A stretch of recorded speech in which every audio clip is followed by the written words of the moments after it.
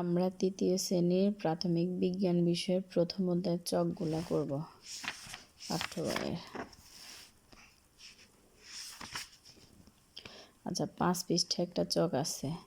এখানে দুইটা গাছ আছে, দুইটা গাছের মধ্যে মিল অমিল বের করতে বলছে। নিচে ছবির মতো করে খাতায় একটি চক তৈরি করে। আচ্ছা, উভয় গাছের মিল অমিলের মধ্যে আছে, এখানে দুইটা গাছের মধ্যে মিল আছে, উভয় গাছের কাণ্ড শক্ত, গাছের শাখা প্রশাখা আছে। আর অমিল একটি অপরটির তুলনায় ছোট, একটা বড় একটা ছোট। বড় গাছটি হচ্ছে বৃক্ষ জাতীয় উদ্ভিদ, আর ছোট গাছটি হচ্ছে গুল্ম জাতীয় উদ্ভিদ। আচ্ছা, আর এখানে 7 পৃষ্ঠা আরেকটা চক আছে। গোলাপ গাছ আর পান গাছ। গোলাপ গাছে কি আছে? মূল, কাণ্ড, পাতা, ফুল। আর পান গাছের আছে মূল, কাণ্ড, পাতা। আর 9 পৃষ্ঠা একটা চক আছে,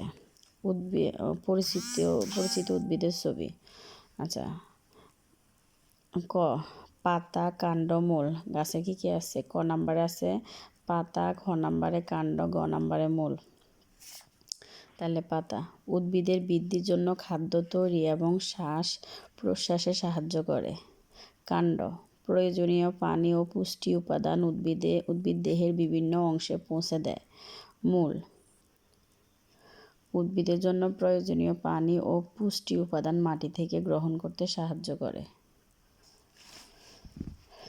অনুশীলনের সঠিক উত্তর: নিচের কোন উদ্ভিদের ফুল হয় না? পান।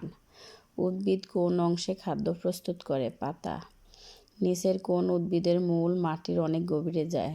জাম। উদ্ভিদের প্রধান অংশ কয়টি ও কি কি?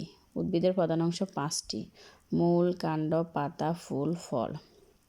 অপুষ্পক উদ্ভিদ কোন পরিবেশে জন্মে? এটা হচ্ছে ছায়াযুক্ত ও স্যাঁতসেঁতে পরিবেশে জন্মায়। উদ্ভিদ পানি শোষণ করে কি দিয়ে? উদ্ভিদ পানি শোষণ করে মূল বা শিকড় দিয়ে।